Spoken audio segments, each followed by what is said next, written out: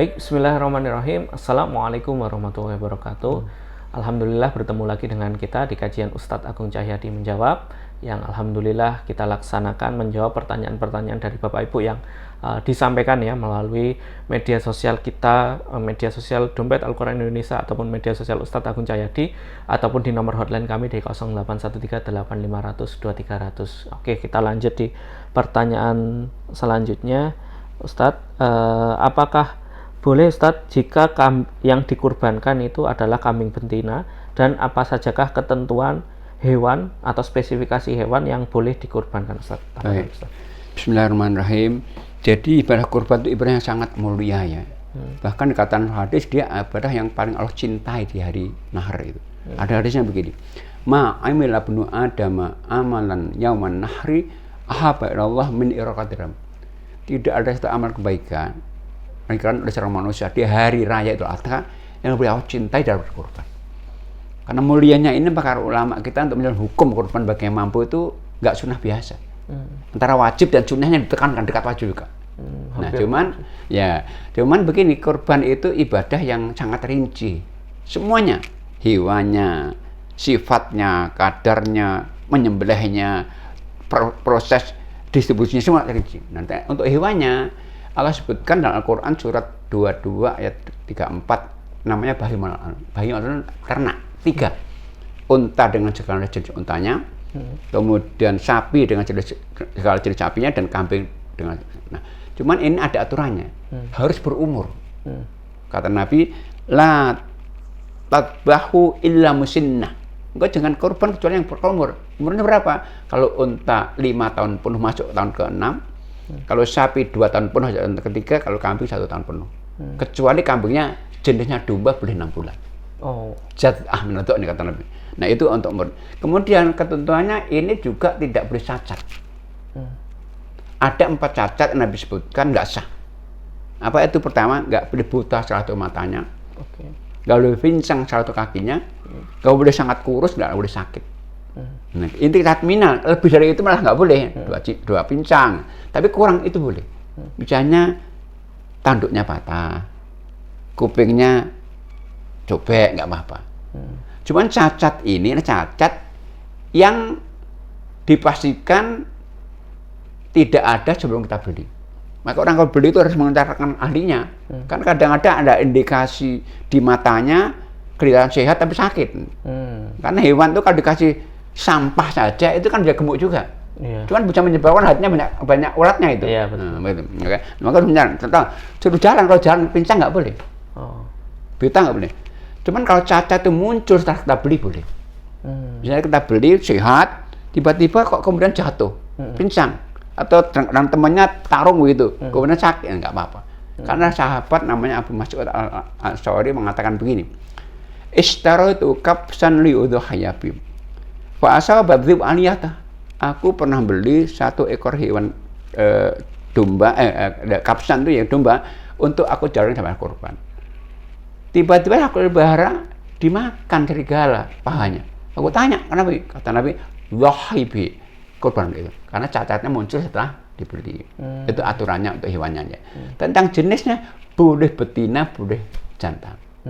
Jadi korban itu sama akikah ya.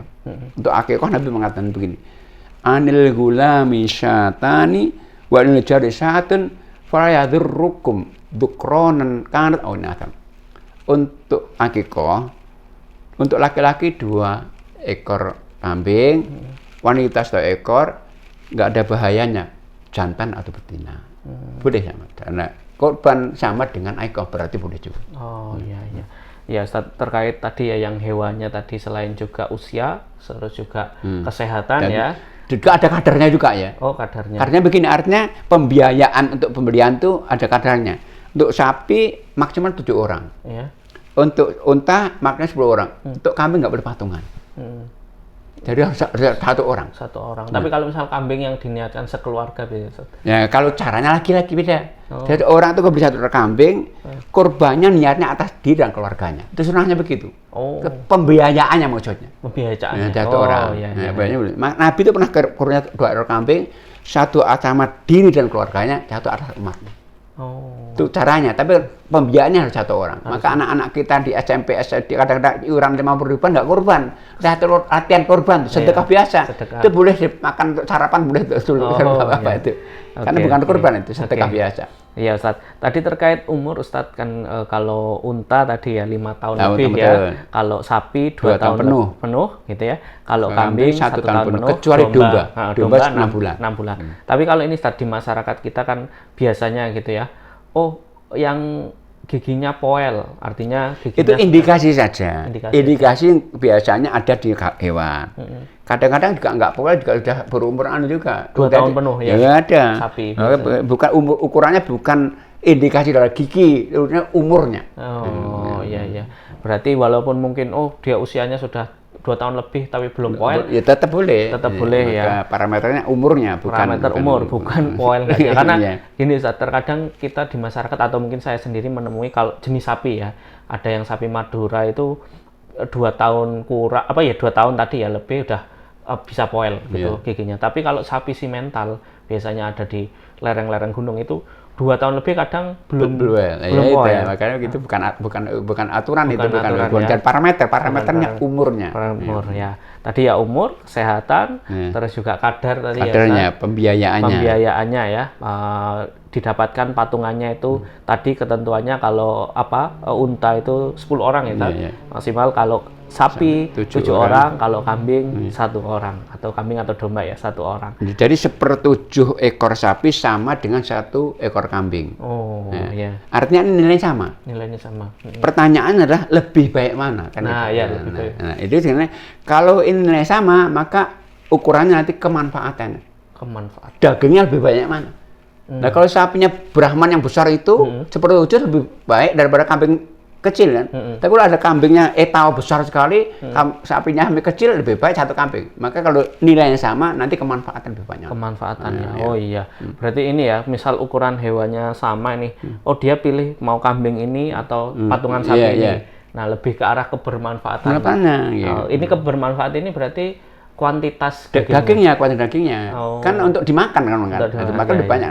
Nah, semakin banyak bermanfaat untuk orang lain, semakin baik ya Ustaz ya. Oke, mudah-mudahan menjawab buat saudara-saudara kita ya pengen berkurban, dan bisa melalui kami tadi ya, kebermanfaat daging Anda, insya Allah melalui Deki kita mengadakan kurban di daerah-daerah pelosok. Mungkin saya tambah lagi ya. Jadi kurban itu ada ibadah personal ya. Sering di kita itu ada perusahaan berkurban. Nah ya. PT nggak boleh. Kalau kurban nanti pahalanya kepada siapa nih? Boleh diarahkan makan. Kepala seksi ini kurban tak Anda, kemarin nggak boleh, nggak apa-apa itu. Walaupun misal uang perusahaan. Perusahaan, tapi kan diserahkan kepada orang. Berarti yang korban orang itu atas bantuan perusahaan. Sama misalnya antum punya uang, ada tangga antum nggak punya, saya kasih uang ya untuk korban dia, tapi bantuan dari antum. Iya.